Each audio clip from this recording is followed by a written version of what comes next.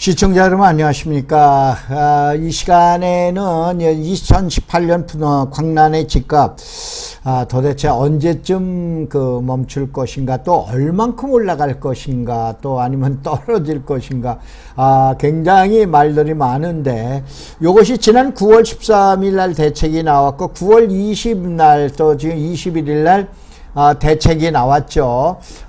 그래서 두 번의 이제 대책이 나오는데, 보통 이제 9.13 대책하고 9.21 대책은 이제 주택에 대한 공급량 문제 가지고 되고 있는데, 제가 이 방송을 해드리는 거는 여기 날짜가 9월 21일 날로 돼 있고, 이 방송하는 날짜가 9월 27일입니다. 그런데 이제 이게 추석 연휴이기 때문에 제가 그림을 이렇게 해놨습니다. 다만 시청자 여러분이 양해를 해 주실 거는, 지난번 방송에서도 자꾸 이제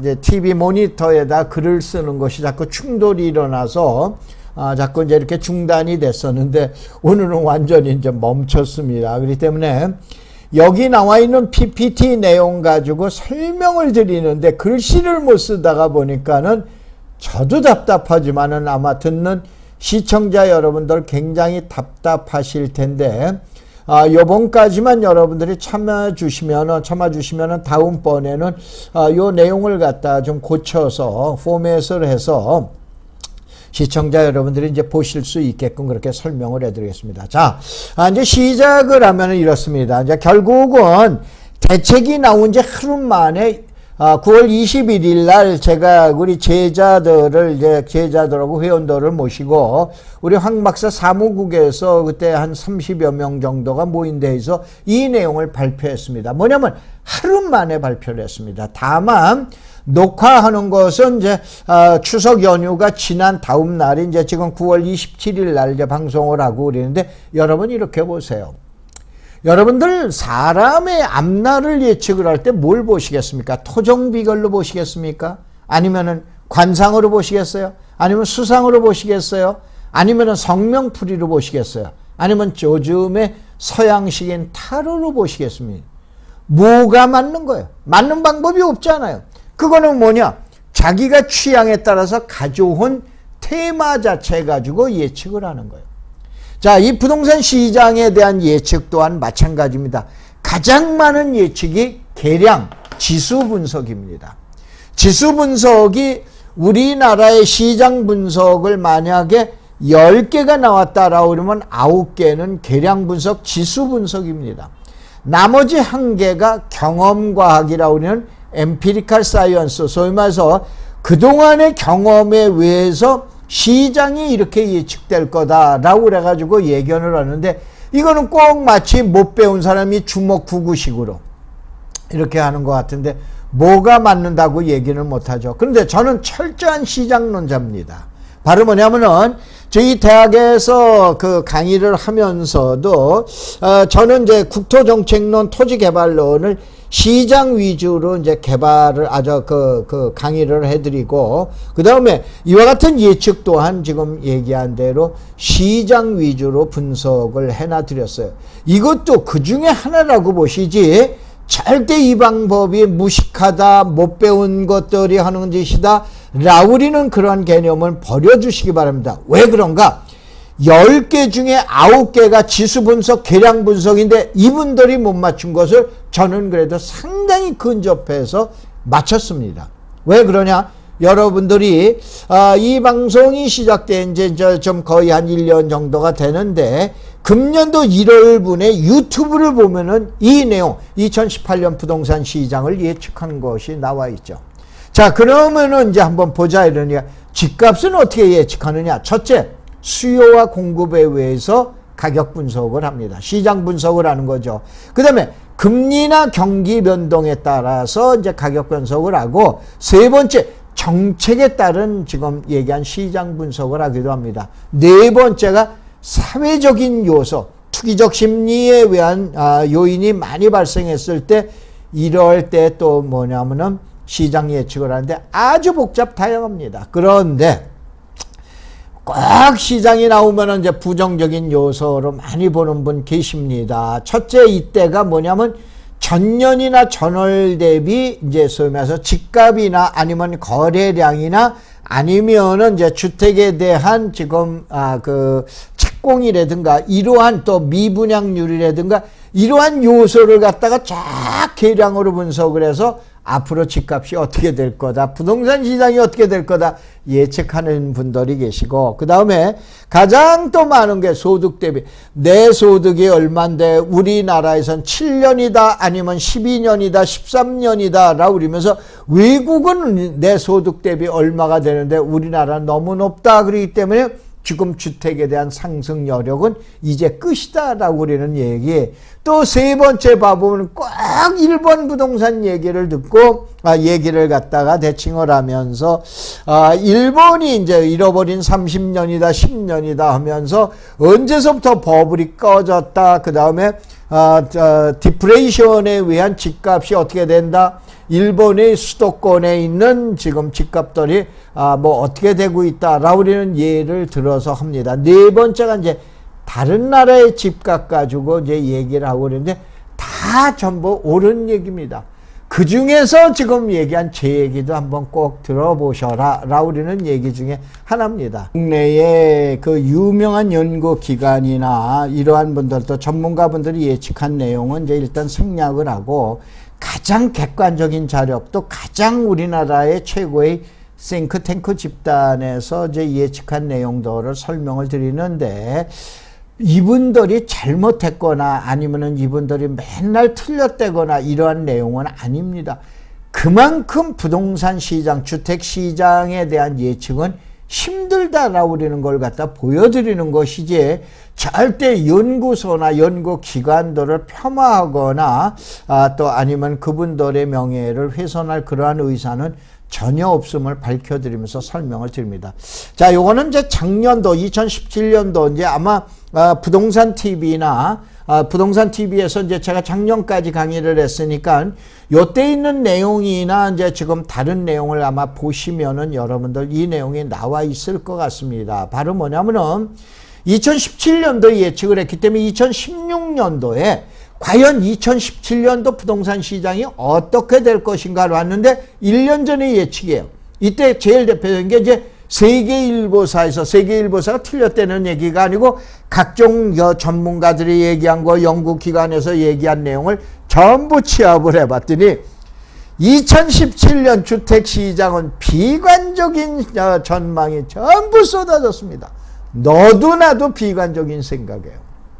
그런데 2017년 부동산 시장 어떻게 됐어요? 난리의 시작이죠. 이렇게 됐죠. 그 다음에 바로 그러면 6개월 전에 2017년 6월 달에 6월 15일 날 국내의 아주 유명한 연구기관입니다. 양대 연구기관 중에 하나에서 하반기 6개월 전에 예측한 거예요. 하반기 시장은 어떻게 갈 거냐? 지방은 0.2% 하락하고 수도권에서는 보합세를 유지한다라고 했어요. 근데 어떻게 돼? 난리가 또 났지 않습니까? 지금 6월, 7월, 8월 동안 석 달 동안에 강남 부동산이 약 2억에서 3억이 폭등을 해버리죠.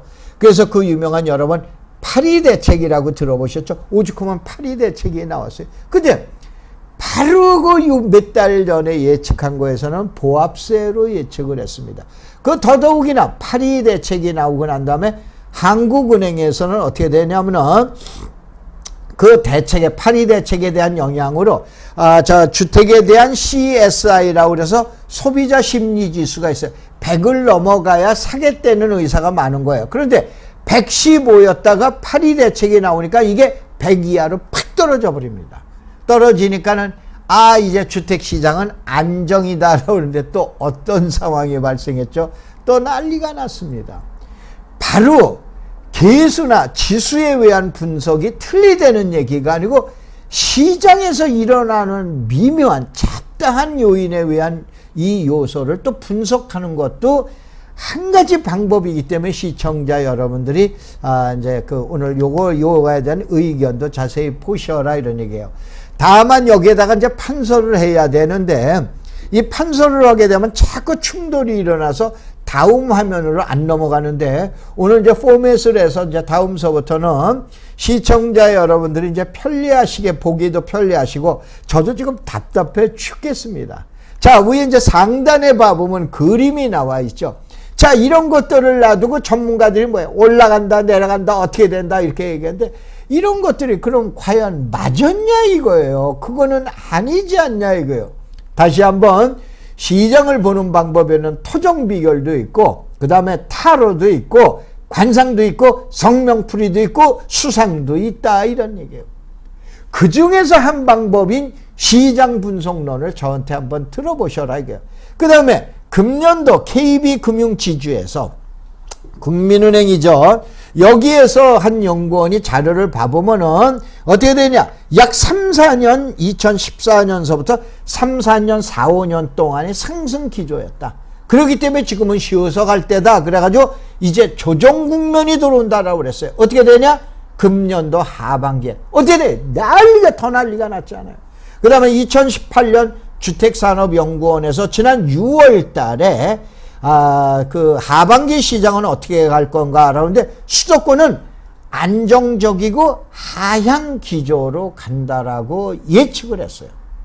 이거는 뭐 지금 얘기한 대로 공개된 자료니까는 이제 제가 한 건데 이 두 연구 기관이 잘못됐다는 게 아니고 다시 한번 그만큼 어려운 거예요. 근데 대부분들이 이분들이 분석한 건 뭐냐? 지금 얘기한 지수에 의한 계량에 의한 함량 분석이다 이런 얘기예요. 근데 저는 이제 학교 다닐 때도 좀 수학을 싫어했습니다.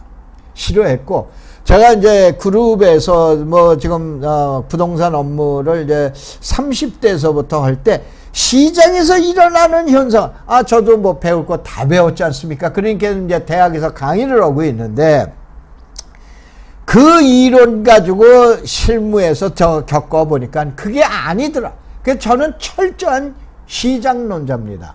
제일 대표적인 시장론자가 저는 10년 주기론에 대한 시장론자인데 이거는 여러분들 부동산에 대한 10년 주기론은 1985년도 그때 당시 건대는 행정대학원에 있을 때이기 때문에 부동산대학원이 아닌 행정대학원의 부동산학과입니다. 그게 행정론총에 실린 글이 있어요. 사실은 이게 뭐냐면 제가 일본 열도 10년 부동산 주기론이라고 우리는 단학과 교수의 그 글을 보고 요거를 좀 베껴가지고 거기다 올려놓은 거. 30대 때 뭘 합니까? 그래서 우리나라는 팔자 단위로 올라간다고 제가 제일 먼저 주장했던 장본인 중에 하나입니다. 그걸 더 논문을 해놔. 그랬기 때문에 또 봐보면은 2008년도다, 1968년도다, 78년도다, 88년도다, 98년도다, 2018년도다 라고 그래가지고 저는 팔자 단위의 10년 단위 주기를 갖다가 글을 써놨고 그 다음에 저 신봉자 중에 하나입니다. 저는 철저한 시장론자입니다. 그래서 그 중에 한 시장론자가 보는 부동산 시장 예측도 한번 들어보셔라 이런 얘기예요. 자, 그 다음에 이제 한번 봐보면은 복잡한 계량 분석을 밀어두자 이거예요. 이제 숫자로 분석하는 거 밀어두고 자, 2016년 이전 시장을 보면은 자, 무슨 얘기냐면 2016년서부터 이제 본격적으로 2014년도 하향 국면을 멈추고 2016년서부터 살금살금 올라가기 시작을 하죠. 그 이전에는 뭐냐? 수급 문제로 맨날 떠들었어요. 그래서 신들의 영역인 주택시장의 경기 예측을 이제는 뭐냐? 수급이라는 용어, 요즘도 수요와 공급 얘기를 계속하죠. 수급이라는 요인에서 이제는 방어 전략이라는 해지 현상, 소위 말해서 내 자산에 대한 가치를 지키기 위한 해지 현상으로 좀 보면 안 되냐? 제가 이거에 대한 신봉자입니다. 바로 뭐냐면은 제가 이제 지난 21일 날 추석 전날 이 대책이 나오고 난 다음에 제가 이제 우리 황 박사 마포에 있는 황 박사 사무국에서 모임에서 그 얘기를 했습니다. 자, 지금 보통 얘기하는 노가다라고 그러는 일반 근로자들이 10만 원에서 어떻게 되냐? 최저임금의 상승에 따라서 13만 원까지 갔다 그랬더니 우리 제자가 딱 손을 들고 얘기합니다. 교수님, 지금 13만 원짜리는 핫발입니다. 지금 보통 15만 원 줘야 됩니다. 무슨 얘기냐? 노임도 50%가 폭등을 한 거예요. 그럼 부동산을 갖고 있는 사람들이 어떻게 되나? 야, 당연히 내 집값도 50% 올라야 되는 거 당연하잖아요. 여러분이 금을 가지고 계셔? 금값 떨어지기 바라세요? 금값 올라가기 바라세요? 금이 없는 분은 떨어지든 뭐든 상관이 없어. 근데 금을 많이 가지고 계시면 금값도 올라가줘야지 기분이 좋은 거예요. 내가 자산을 갖고 있으면은 지금 얘기한 그만큼에 대한 가격을 보존을 해줘야 된다 이거예요. 이것을 지금 경제학에서 해지 현상이라고 그러잖아요. 이 안에 해지 현상에 의해서 보자 이거예요. 그래서 이제 봐보세요. 80년대 주택 가격은 뭐냐? 절대적으로 주택이 부족한 거 아닙니까? 90년대는 어떻게 되냐? 소득이 늘어나서 주택을 살라고 그런 사람이 많아지는 거예요. 2000년대는 어떻게 됩니까? 자본이요. 집만 사면, 요즘 갭 투자 아닙니까? 집만 사면은 돈 남네. 그러니까는 바로 뭐냐면 집이 투기에 지금 얘기한 대상으로 들어가기 시작하는 거 아니에요. 그 다음에 2010년대는 뭐예요? 여러분 그 유명한 하우스 푸어 기억나시죠? 주택 보급률이 100%를 넘어갔다 어쩌다 막 해가지고 그때 선대인인가 뭐라 그러는 사람. 제가 예전에 한번 부동산 TV에서 공개적으로 선대인 씨하고 제가 공개 토론하자고 한번 또 그 다음에 김광수 경제연구소의 부소장 있을 때 들어가서 제가 공개 토론하자고 그랬어요. 자, 그분 얘기 들어가지고 지금 어떻게 돼요? 무슨 얘기냐? 우리가 평생을 살다가 보면은, 인생을 살다가 보면은, 이제 여러분들 많이 느꼈지만, 항상 부정적으로 생각하는 건 무덤까지 부정적입니다. 긍정적으로 생각하는 거는 죽을 때까지, 숨이 꼴딱 넘어갈 때까지 긍정적입니다. 해겔의 변증법 생각나시죠? 정과 반이라고 하는 게 합쳐서 언젠가는 합이라고 하는 거야. 바로 두 개의 이론이 부딪혀서 새로운 지금 얘기한 현상이 나타나는 거 아니에요. 근데 부정은 계속 부정이고 긍정은 계속 긍정입니다. 이것이 어떻게 말하면 인간의 성격에 여러분 성격 바뀌세요? 죽을 때까지 안 바뀝니다. 바로 부정적으로 보는 사람들의 생각은 무덤에 들어갈 때까지, 관 속에 들어갈 때까지 부정입니다. 그러니까 시청자 여러분들이 보셨을 때 여러분은 중간자 입장에서 합의라고 우리는 중간자 입장에서 이쪽 얘기와 이쪽 얘기도 같이 들으셔야 돼요. 그런데 그 옛날에 선대인이라는 사람이 나와서 그 유명한 그러한 집값이 고양시 집값이 30%가 떨어지니 50%가 떨어지니 이걸 젊은 사람들이 믿고 어떻게 됐어요? 내 집 안 샀잖아요. 어떻게 된 결과예요? 지금 가장 극빈자의 그야말로 흑수저로 전락하는 거 아니에요.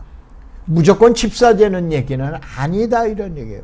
극단적인 얘기는 좀 피하자라고 하는 그런 뜻에서 말씀드린 거예요. 그래서 이런 현상으로 봤는데 제가 파리 대책이 나왔을 때 이러한 자료들은 제가 나중에 이제 제가 설명을 드리자면 황막사라고 해서 황사 막는 사람들입니다. 여러분 검색어로 황막사 그걸 치시면은 사무국에 오셔서 얼마든지 여러분들 한 돈만 원이면 강의해드립니다. 그걸 돈 많이 받고 해드립니까? 얼마든지 오세요.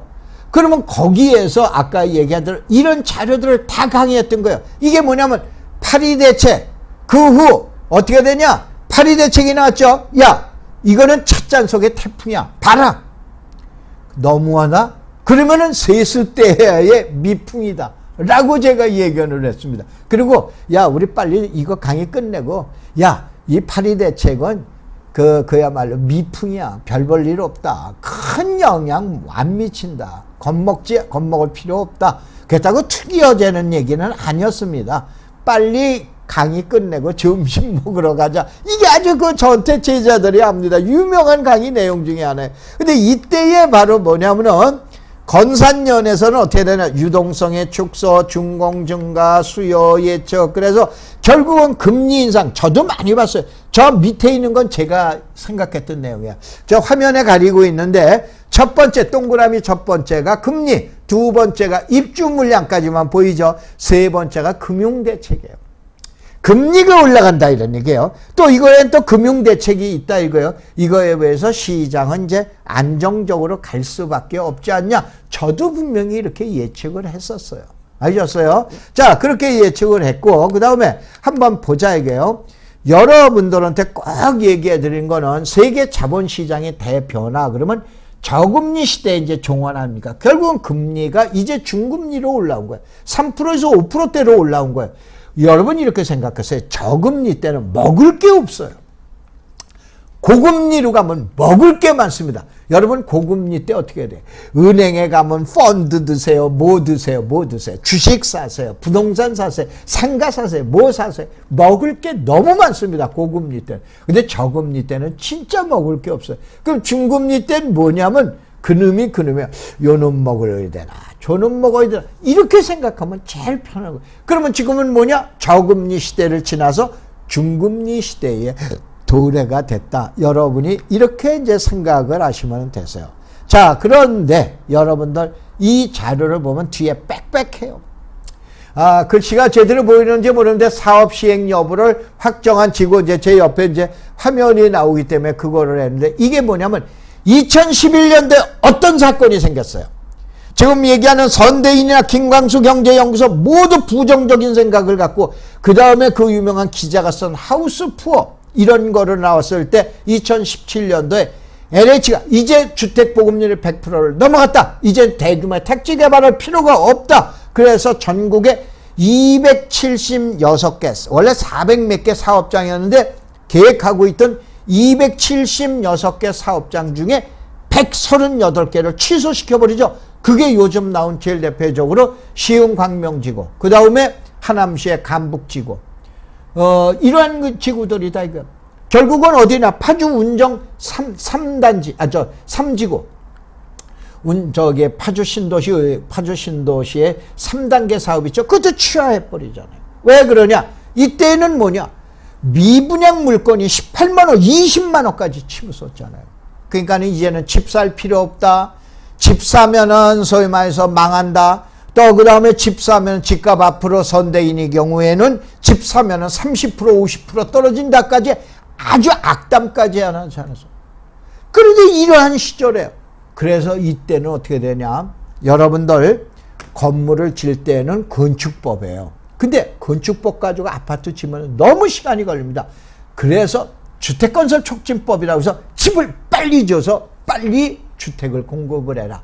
그게 주촉법이라는 거예요. 그러면 집을 빨리 지려면 땅도 빨리 만들어져. 옛날에 형질 변경으로 해서 땅을 개발하려고 그러면 보통 3년 5년 걸립니다. 언제 땅이 나올 거예요. 그래서 택지개발 촉진법이라는 게 있어요. 근데 이 법도 이제는 신도시 안 만들어. 신도시 필요 없대. 이러면서 택지개발 촉진법을 원래 폐지시켰어요.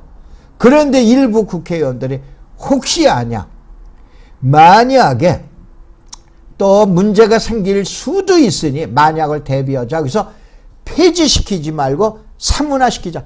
적용하지 말자. 그래서 사문화시켰어요. 이거 폐지는 아닙니다. 일부 사이트에 보면 폐지라고 나오는데, 폐지연계 2015년도에 택지개발 촉진법까지 사문화시켰어요. 이제는 신도시라는 게 필요 없다. 근데 요즘 뭐예요? 신도시 또 만들다고 나오잖아요. 그때 이러한 예측했으면은 그거 어떻게 했어요? 폐지 안 시켰어요. 이게 사람의 능력인 거예요. 신 같으면은 그때 폐지 안 시켰다, 이런 얘기예요. 그래서 여기 하우스 푸어를 외치던 그 많은 전문가분들, 주택을 단순하게 수요와 공급이라는 측면에서 해석하실 거예요. 그렇잖아요. 여지껏 그분들이 하셨던 얘기가 뭐예요? 맨날 수요 공급. 오늘도 보면 수요와 공급이에요. 수도권의 성동구치소가 어쩌니 저쩌니, 그린벨트가 어쩌니, 그거 가지고 시장 논리를 갖다 여러분 시장 예측을 해드릴 거예요. 아니다, 이런 얘기예요. 그 중에서 아니다라고 우리는 시장 논거를 한번 보자 이거예요. 그래서 제가 초딩입니다. 저 초등학교 분이 저 공부 제대로 한 사람 아니다라고, 초등에 서울 수도권 주택 산술학적으로 풀어보자 이게요. 우선 서울 수도권의 거주 인구 우리나라 2분의 1인 2,500만 명. 근데 지금 어떻게 되냐면 원래 현재는 1주택당 2.7명이에요. 근데 앞으로는 2.5명까지 거주한다라고 그래요. 그럼 좋다 이거야. 1주택에 대한 거주 인원을 2.5명으로 봤을 때 서울에서, 수도권에서, 인천에서 필요한 주택은 몇 호야? 1,000만 호예요. 1,000만 호. 1,000만 호인데 현재 수도권의 주택 부분은 900만 1호. 901만 호다 이런 얘기예요. 근데 이거는 어떻게 되냐? 2016년 통계예요. 왜 그러냐? 2016년에 전국 주택조사에서 전국의 집을 조사한 게 있어요. 그 이후에 이제 3년 다니니까 이제 내년도에 이제 주택에 대한 통계조사가 이제 나오게 됩니다. 이게 2016년도에 그 이후에 늘어난 건 안 돼. 그래서 100%시 부족분이 뭘 말해? 100만 호. 어디서 많이 들어보셨죠? 왜 문재인 정부에서 100만 호에 대한 공급에 대한 그 지금 공급 대책을 내놓은지 여러분 이해가 되시잖아요. 그러면 좋다 이거예요. 서울시를 보자 이거. 서울시 1000만 명 깨졌어. 그래도 1000만 명으로 보자 이거. 1000만 명에 대해서 2.5명이야. 그러면 필요한 주택이 얼마야? 400만 원. 근데 서울의 주택은 얼마냐면 363만 원. 2016년 자료예요. 그러면 필요한 자료가 37만 원. 서울에서는 그런데 여기다 예비율이라는 거 10%는 저는 더 안 했습니다. 요 내용만 봐보자 이거. 왜 그러냐? 지금 수요와 공급에서 수요가 많은데 공급이 모자란다 모은다 떠들기 때문에 지금 이러한 것처럼 단순하게 수도권에서는 몇만 호가 필요한가? 100% 다 꽉 찼을 때. 그것도 2.5명. 현재는 2.67명이야. 2.7명이다 이런 얘기예요. 그거를 갖다 2.5명으로 내려잡아가지고 했을 때도 지금 이와 같은 거예요. 알겠죠? 그래서 이제 봐보세요. 문재인 정부의 100만 호 공급에 봐보면은 2010년서부터 15년까지는 약 36만 호, 40만 호선 정도 공급이 됐는데 2016년서부터 2020년까지는 결국은 29만 호. 지금 현재 약 30만 호선 정도 공급이 지금 되면 된다. 매년 30만 호 정도만 나오면 되는 거예요. 그런데 지금 30만 원 나오고 있습니다. 여러분들이 저는 정부의 정책을 옹호하는 사람은 아닙니다. 그런데 지난 9월 13일 날 김현미 국토부 장관께서 발표한 내용 전문을 한번 읽어보세요. 뭐가 나와 있냐? 우리나라 주택에 대한 수는 절대 정부에서 공급한 거 부족한 거 아닙니다. 그러면 그 왜 요인을 찾아야 되는데 지금 매스컴에 나오고 모든 전문가들이 전부 수요와 공급만 하다가 제가 추석 전날 요 얘기를 해놓고 그러고 났더니 추석 지나고 났더니 살금살금 바로 그것도 문제가 있네. 죄송합니다. 그러한 내용이 나오지 않습니까? 죄송합니다. 그래서 그러한 문제가 나오듯이 시청자 여러분들도 한번 제가 얘기하는 문제를 제시하는 문제나 또 이러한 대안에 대한 내용을 그냥 넘어가시지 마시고 한번 잘 들어보시기 바랍니다. 자, 그래서 큰 의미가 없어요. 주택보급률이라고 그러는 건. 자, 여러분들 뭐 뉴질랜드나 뭐 호주가 지금 무슨 땅덩어리가 좋고 뭐 집이 모자라서 집값이 50%씩 폭등을 합니까? 그러한 사람들의 극단적인 얘기에서는 너무 귀를 기울이시지 마세요. 그래서 이제 요거는 이제 주택보급률인데 여기 나와 있는 대로 현재는 수도권도 90%대를 넘어갔습니다. 이제 요런 내용 가지고 이제 잘 보시라고 그래요.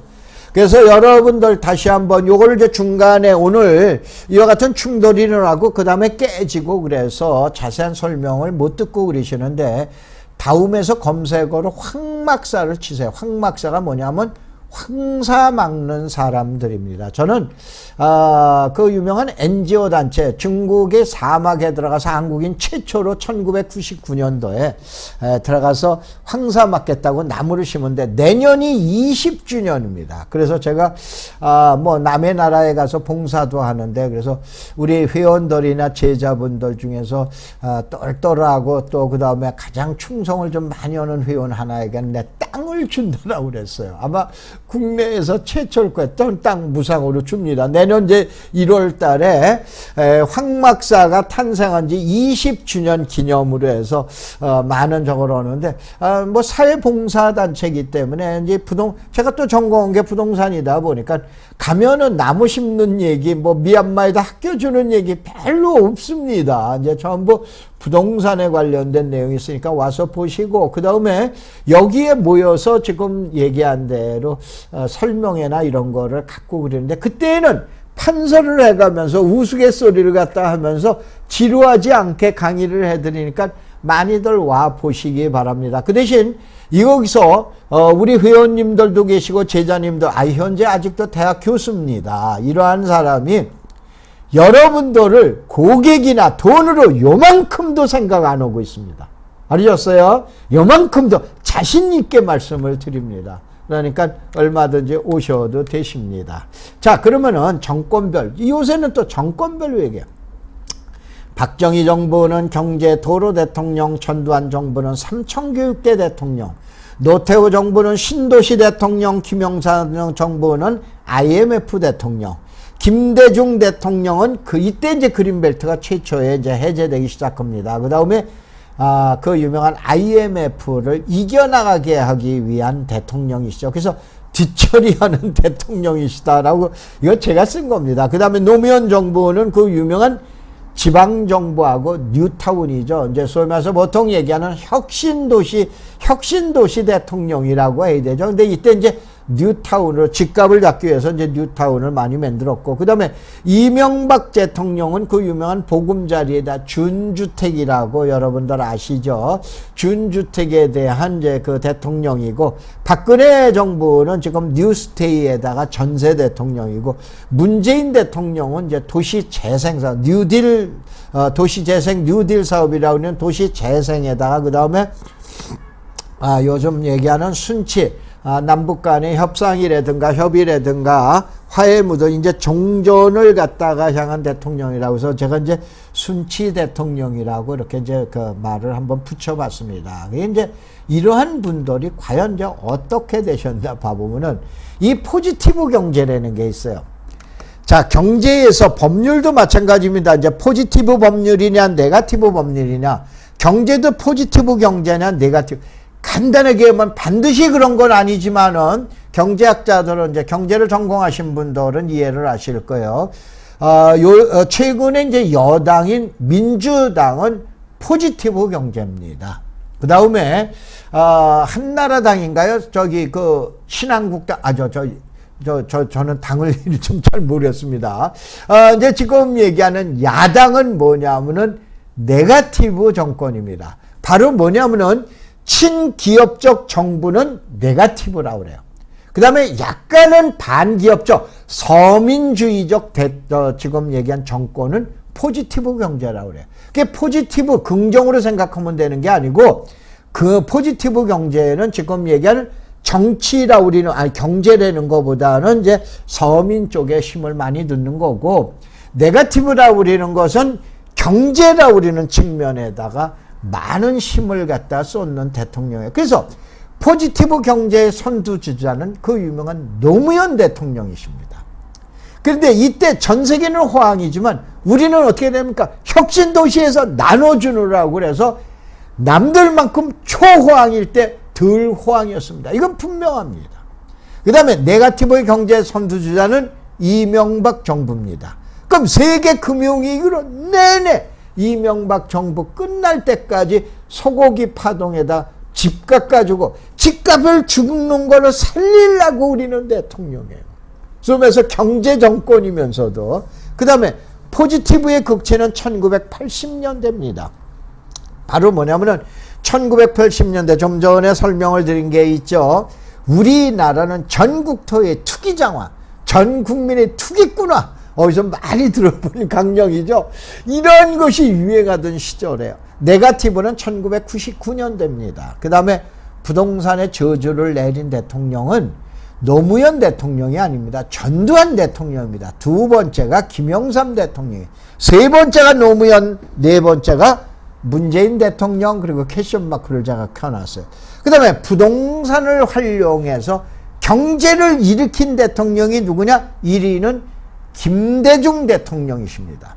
그 유명한 IMF를 이겨나가기 위해서 2위 노태우, 3위 이명박, 4위는 어느 대통령일까? 이것도 저는 캐션 마크를 붙여놔봤습니다.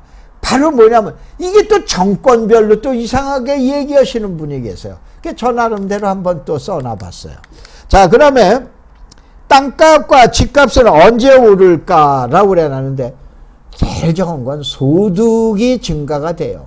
그러니까 소득과 부동산은 불가분의 관계가 있다라고 그러는 거고, 그래서 소위 말해서 경제가 성장돼야 부동산은 경제를 먹고 산다. 그러니까 경제가 성장하면 그만큼 부동산이 올라간다.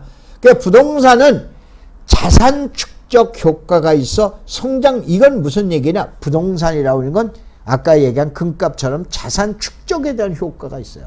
어머, 임금이 요만큼 올라서 우린 더 올라야지. 어머, 금리가 우린 더 올라야지. 물가가 요만큼 우리는 더 올라야지. 이게 지금 얘기한 인플레이션이다라고 그러는 거고, 그 다음에 자산 축적이라고 하는 특징을 갖고 있다 이게요. 그 다음에 이제 버블 경제를 유효하는데, 그 미국의 대공황 1930년대, 그 다음에 일본의 디플레 1980년대, 90년대, 그 다음에 그 유명한 1908년 글로벌 리스크에서 이미 어떻게 돼? 세계는 면역이 돼 있어요. 그래서 이런 거를 자꾸 얘기하는 사람은 처음에는 당해, 사람이니까. 근데 사람이 만물의 영장입니다. 얼마든지 이겨나간다, 이런 얘기예요. 그래서 이제 이런 내용을 갖다 여러분이 이제 보시고, 자, 부동산 시장은 과연 어느 손이 움직이고 있을까? 요번에는 한 50분 동안 강의를 좀 해드릴게요. 제일 먼저 신규 수요. 이게 신규 수요. 간단히 말하면 30대야, 30대. 그 다음에 교체 수요. 40대, 50대야. 그 다음에 예비 수요. 요게 이제 투기적 수요라고 그러는 50대 이상. 40대, 50대, 60대라고 하는 이런 수요예요. 이 수요가 어디나 신규 수요는 자금이 부족해. 그러면 금융에는 굉장히 이용을 많이 하려고 그래. 그 다음에 수요가 이상하다라면 이탈하는 데는 선수예요. 왜냐? 돈이 없기 때문에. 교체 수요는 어떻게 되나? 자금은 보통이고 금융이고 수요도 보통인데, 예비 수요는 자금이 풍부합니다. 금융은 일반이야. 빌려두고만 안 빌려. 그 다음에 잘 보세요. 수요는 이탈이니까 시장이 아니다 그러면 재빨리 떠납니다. 아시겠어요? 이거를 갖다가 놓고 앞으로 제가 지금 뭐 단편적으로 저는 10월 달서부터 부동산 분명히 조정받는다고 예측한 사람입니다. 언제냐?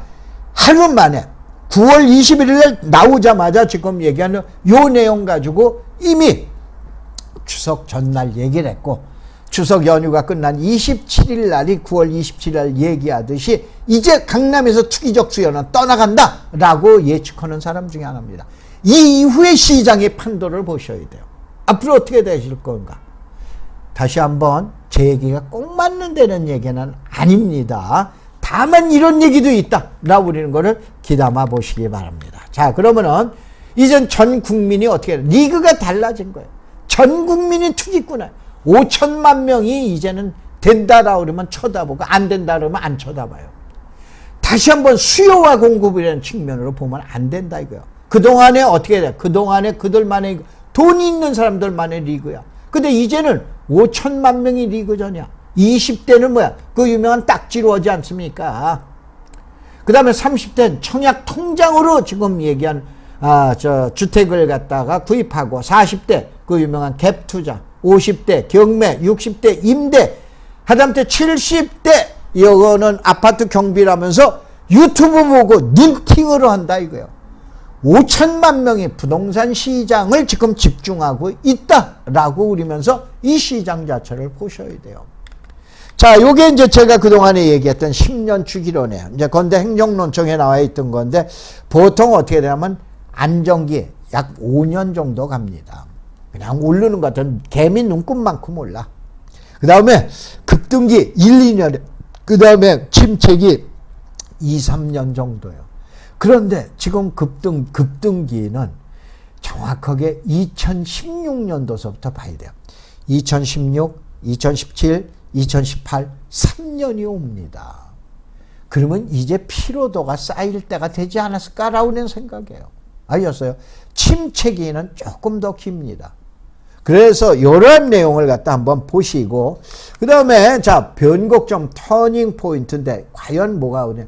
제일 진짜 어려운 거는 꼭대기에서 떨어지는 거 예측하는 건 좀 쉽습니다. 제일 어려운 건 바닥을 치고 나가 올라가는 거, 이거 예측하기가 진짜 힘듭니다. 아셨어요? 그래서 이제 한번 봐보세요. 급등기 1년 2007년서부터 봐보면은 전고점이라고 그러죠.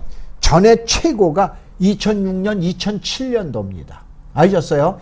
강남 부동산의 전고점, 우리나라 대표 부동산인 강남 부동산이 본격적으로 떨어지는 게 2007년도 봄서부터 하향 국면으로 갑니다. 여기에다 기름을 분 게 2008년도 그 유명한 세계 금융위기라고 우리는 글로벌 리스크, 리먼 브러더스 생각나시죠? 메릴린치, 리먼 브러더스, 베어스턴스 5대 투자은행 중에 3개가 부도나면서 난리가 버블이 꺼지기 시작한, 전 세계의 버블이 꺼지기 시작한 거예요. 그래서 이러한 시점으로 이제 여러분들이 그 화면을 보시면 되고, 그 다음에 이제 제일 대표적으로 제가 가장 많이 얘기해드리는 요 내용을 보시고 이해를 하셔야 돼요. 자, 우리가 이제 보통 이제 뭐 많은 얘기, 삼성동의 아이파크 1억이 넘어가네, 이제 또 지금 얘기한 반포의 25평이 1억이 지금 넘어가네, 그래서 25억이네, 어쩌고 저쩌고 그러지만, 그래도 꿋꿋하게 자리를 지키고 있는 게 옛날에는 개포우성이라고 그랬는데, 지금은 이제 좀 대치우성이다라고 우리는, 대치동에 가도 우성도 1단지, 2단지가 있는데 1단지를 얘기하는 거죠. 요게 이제 31평형인데 요거에 대한 얘기를 한번 들어볼게요. 최초 분양을 했을 때는 3,500만 원입니다. 3,500만 원이 지금 현재 최고 25억입니다. 거의 100배 정도는 7, 80배 올랐다라고 보셔야 되죠. 그렇죠? 이렇게까지 올라 있습니다. 그런데 제가 1991년도 이게 평당 1,000만 원이 넘어가면 내 손에 장을 지져 그랬더니 대치동에 있는 공인중개사분들이 교수님 손 가지고 오세요. 여기 1,000만 원 넘어갔습니다. 그게 기억이 나요. 그게 1991년도입니다. 이때 올림픽이 끝나고 난 다음에 평당 1,000만 원 아파트가 나왔는데, 최근에는 91년도서부터는 90년도, 2000년도, 30년 만에 이제 평당 10배가 오른 1억이라는 얘기가 나오고 있어요. 그런데 여러분 한번 보셔야 돼요. 어떻게 되냐? 10년 동안에 30%, 30%가 올랐는데, 요거는 이제 수치를 쓰면은 좋은데, 숫자를 못 쓰니까는 얘기를 하면은, 간단하게 얘기하면은, 작년도서부터 금년까지 딱 1년 사이에 10억 정도 올랐다고 보시면 돼요. 어디가? 강남의 대표적인 아파트들이 5억 오른 게 아니고 보통 10억 정도 올랐다고 보시면 돼요. 바로 뭐냐면 작년까지만 해도 20억대의 초반이었다가 지금 그것이 금년도에 25억 5천까지 올라가 있습니다. 물론 이제 요건 호가 기준이에요. 이러한 현상으로 되어 있는데, 자, 무슨 얘기냐? 최종, 이런 복잡 다단한 거 요즘 이제 언론에 많이 나오고 그러는데, 이렇게 보시면 돼요. 간단하게 우리나라에서 아파트 중에 1등 아파트는 최후 1년 사이에 5억에서 10억을 먹었다고 보시면 돼요. 알으셨어요? 이거를 계속 몇 프로 올라갔나 생각하지 마라. 5억에서 10억 먹는 거야. 그러면 지금 2, 3억 먹었다. 그럼 2등 아파트로 보면 돼요. 3등 아파트가 되겠네. 5억 먹었다. 2등이야. 7, 8억, 10억 먹었다. 1등 아파트로 보시면 돼요. 알으셨어요? 이거에 대한 현상을 놓고 한번 보자 이거예요. 제일 대표적으로 여러분들 개포 같은 경우에 15평 같은 경우 12억 5천까지 했는데 지금 21억 아닙니까? 21억. 간단하게 보면 9억 10억이야. 그냥 1년 사이에 이렇게 된 거예요. 이게 그래서 지금은 광란의 집값이라고 그리는 거예요. 자, 그래서 다시 한번 이제 지금서부터 제가 예전에 금년도에 예측한, 이건 이제 저 유튜브에 나와 있는 내용이니까, 자, 이제 인정해야 되냐? 강남에 이제 33평짜리 33평이든 34평이든 전용 면적 85평방미터 이하의 아파트니까 6천만 원이었어요. 간단하게 하면 3618 그래가지고 18억까지 인정하자. 근데 3721 7천만 원까지 인정하자. 그런 게 금년 봄이야. 작년 지금 가을 금년 저 초에. 그러니까 2018년 연말과 연초에 얘기했던 거예요. 그런데 지금은 뭐냐? 평당 8천만 원. 뭐 1억이야? 아직은 아닙니다. 그래서 지금 25억대가 지금 나와 있는 거예요. 이게 대한민국 1등으로 몰고 가는 아파트. 여러분 주식으로 얘기하면 삼성전자 지금 이걸로 생각하면 되는 거예요. 그걸 위해서 밑에 있는 주식들이 어떻게 되는가를 갖다가 예견을 보셔야 돼요. 그래서 33평형이 19억에서 20억대 7천만 원 시대도 이미 지나갔다. 그래서 제가 뭐 그려놨어요? 호랑이 담배 태던 얘기다 이거예요. 1년 만에 옛 얘기, 이제는 8천만 원 시대의 도래가 됐다고 인정을 하자요. 그런데 현대, 지금 삼성동의 아이파크다. 그러면, 그럼 뭐, 그래, 알았어. 니네들은 1억 인정을 해줄게, 평당. 그 다음에 이쪽은 해줄게. 그런데 이 현상을 한번 잘 보셔야 돼요. 그래서, 자, 2018년도 제가 예측한 거예요. 여기 유튜브에 나와 있잖아요. 무지랭이 내 생각. 나는 금년도 3월 달에 올라갈 거로 본 거예요. 이거는 이제 뭐냐, 정부 정책. 8.2 대책, 여러분 아까 얘기한 8.2 대책에 의해서 정부 정책이 이제 씨알머리가 맥혀 들어가고 그러니까 요건 우등생이 말 잘 듣잖아요. 우등생. 여기서 반항아. 에이! 아니에요. 그리는 반항아. 그러면 너는 5월까지. 그래서 이건 부동산 시장 자체에서 지금 얘기하는 피크점은 5월 달이 피크점이다. 그런데 분명하게 내 제자들한테도 얘기해놨어요. 야! 설마 미친 부동산 시장까지는 가겠냐. 그런데 갈 수도 있을 거다. 그러면서 내가 9월달 예측을 했어요. 9월달에 만약에 부동산까지 가격이 9월달에 또 폭등을 하게 되면 이건 미친 부동산이다. 그러니까 최근에 뭐야? 미친 부동산 얘기가 나오잖아. 이거 벌써 작년 연말에 금년 연초에 예측해드린 거예요. 이거는 제적당한 애들이에요. 반항아도 아니야. 제적당한 애들이야. 학생도 아닌 거예요. 그러니까 미친 부동산 아니에요. 그래서 이제 금년도에 내가 예측을 해드립니다. 자, 9.21 대책과 부동산 시장 전망. 이번에 9.21 대책 나왔잖아요. 원래 9월 13일 날 나왔는데 나는 어떻게 나? 무지랭이 내 생각. 10월 달에 정점, 피크점으로 갈 거다. 이건 정부 정책의 꼭지점으로 본다. 이거는 누구냐? 말 잘 듣는 우등생이야. 만약에 이때 말을 안 들으면 12월 달까지는 가게 될 거를 본다. 이건 부동산 시장이 꼭지점, 이건 반항아예요. 그래도 말을 안 듣게 된다면 내년 3월 달까지는 피크점으로는 더 이상 가지는 않을 거다라는 게 내 개인적인 생각이에요. 그 생각에 대한 예가 여기 나와 있습니다.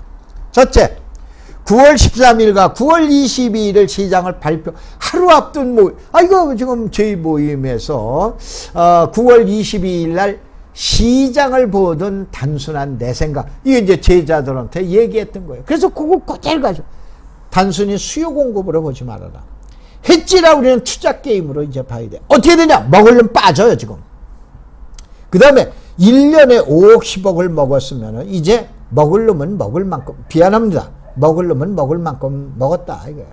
그 다음에 제일 대표적인 게 여러분 가락시형이라고 하는 헬리오시티 있죠. 자, 이게 금년 12월서부터 내년 1월서부터 본격적인 입주인데 여기가 9,500 만세대입니다. 근데 주변에서 15,000세대가 나오기 시작해요.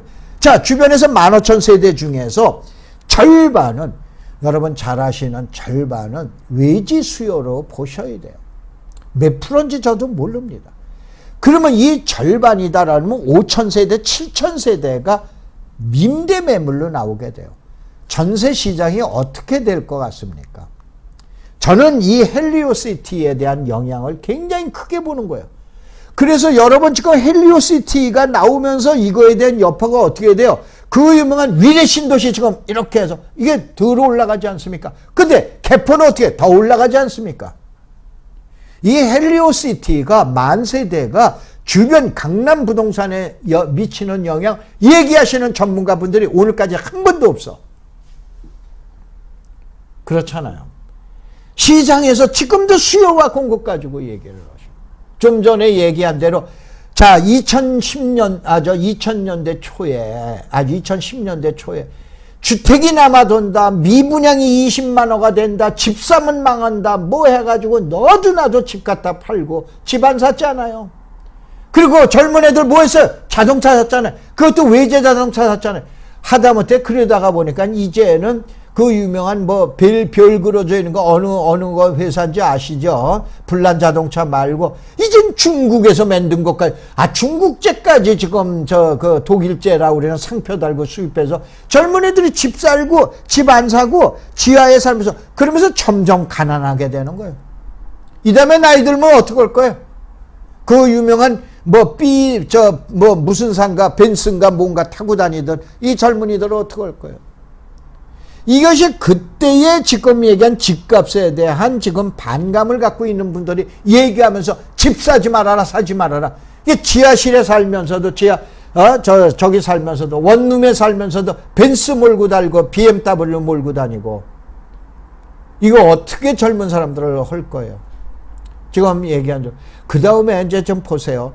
지금은 수도권 전역으로 전이하는 중이에요. 자, 지금 광명이나 저기 경기도 광주라든가 이런 데 김포라든가 파주라든가 집값 움직이지도 않아. 고양시도. 이게 이제 파급해서 간다니까. 그게 1년 걸린다니까요. 이미 이제 강남에서 간단하게. 자, 그 다음에 요 설명을 드리고, 이제 수도권 전이는 1년 걸리고, 오른 만큼 이제 피로도가 강남에서 간단하게 하면은, 이쪽에 내 중개업자들 많이 하니까 이제 좀 찾아봤습니다. 추석 전에 찾아봤더니 하는 얘기가 슬슬 이제 소위 말해서 선수들, 타짜들은 빠지기 시작한다. 현금을 15억, 20억 들고 있는 사람들이 이제는 먹을 만큼 먹었다라고 그러면서 그 사람들이 빠지고, 그 다음에 남들의 5억에서 10억 먹었네. 이 사람들이 나가는데 이 사람들은 자금 여력이 약한 거예요. 이 사람들이 시장을 더 올려붙일까요? 저는 조금은 회의적인 생각을 갖습니다. 그 다음에 지금의 시장 진입자는 지금 얘기한 관망하던 후타자야. 선수들이 아니다 이거요. 선수들은 벌써 이미 나가기 시작했다 이거요. 근데 이 시장이 어떻게 될지는 진짜 아무도 모릅니다. 근데 제 얘기도 그러한 사람 중에 하나니까 잘 들어보시라라고 그런 얘기해서 말씀드린 거죠. 이거에 의해서 저는 10월달, 추석이 지난 10월달서부터 시장은 안정화되지 아니할까라고 우리는 그러한 생각을 갖고 있어요. 그래서 서울만 떠들지 우리 동네는 아주 조용합니다. 그런데 강남에서 지금 남양주로 가든가 수원이라든가 화성으로 간다든가 아니면 광명시로 간다든가 아니면은 이제 어디입니까? 저기 배령간에 저거로네요. 이제 인천 쪽으로 이제 간다든가 이런 쪽은 아직 조용한데 이제 그 여파가 퍼져나가는 거예요. 파도가 멈추면은 팍팍팍 퍼져서 수도권 전역으로 퍼져나가는데 거의 한 1년 정도 걸리는 거를 시청자 여러분들이 얼마나 될까라고 그래가지고 이제 질문하시고 그러시는데 이거는 제 경험에 의한 겁니다. 그 수치 통계 없습니다. 말씀을 드리고. 자, 그래서 무지렁이 예측, 파리 대책 그 이후 슬슬 결론 내고 점심 먹으러 가자라고 했죠. 찻잔 속 태풍이다라고 그러는 걸 요거 아까 얘기했던 걸. 자, 9.13 대책. 그 이후 슬슬 결론 내고 점심 먹으러 갑시다. 찻잔 속에 아까는 미풍이 아니고 태풍이 아니고 광풍. 현재는 찻잔 속에 광풍으로 강남에서는 슬슬 끝나지 않을까라고 우리는 생각을. 그래서 너무해요. 그러면 좋다. 세수대학 속에 태풍일 듯하다. 그래서 10월 이후에 계속적으로 지금 얘기한 대로 주택시장이 안정화가 안 된다라고 그러면 국토부에서 계속적으로 주택에 대한 정책이 발표될 거로 봅니다. 그래서 이때 시장에서 어떠한 일이 일어날까 해서 아까 얘기한 대로 이제는 15억에서 20억 현금 들고 강남을 갔다가 사냥을 다니던 사람들은 이제는 빠지기 시작하지 않았냐? 그겁니다. 그래서 후타자더래요. 자금력이 약합니다. 배짱도 약합니다. 경험도 약합니다. 이 사람들이 지금 차기 수요자라고 보자 이런 얘기예요. 그리고 이제 꾼들은 차라리 집값보다는 어디서 그린벨트 해제돼? 그 다음에 제3기 신도시가 어디야? 이거에 더 큰 관심을 갖고 있어요. 그래서 저는 주택시장은 이렇게 예측을 했다라고 그러는 거를 한번 참고적으로 보시고 여러분들 다시 한번 다음에서 검색어로 황막사를 쳐보세요. 그래가지고 오늘 배란간에 이 자료가 지금 충돌이 일어나서 글씨를 못 쓰기 때문에 답답하고 강의만 지금 한 55분이 걸렸는데 끝까지 시청해 주시고 경청해 주셔서 감사드리면서 한번 오세요. 오시면은 가볍게 착한 거나 사시고는 그리고 나면 무한대로 그냥 10,000원짜리 강의입니다. 이게 10,000원짜리라는 건 뭐냐면 칼라로 복사를 해드리고 그 다음에 사무실 운영비입니다. 그 돈 가지고 제 지갑 요만큼도 이런 한 장 채우지 아니합니다. 아셨어요? 그래서 여러분들이 한번 이렇게 오셔서 보시고 직접적으로 궁금한 거 질문도 하시고 거기서는 방송에서 하지 못한 얘기도 합니다. 자, 마지막으로 시청자 여러분들, 결국은 여러분이 투자하시는 거나 이런 거는 귀책 사유는 여러분 책임하에서 이루어져야 되는데, 자, 부동산 시장, 특별히 주택 시장에서는 이러한 사례도 있구나, 이러한 예측도 있구나라 우리는 한편으로 들어봐 주시기 바랍니다. 고맙습니다. 감사합니다.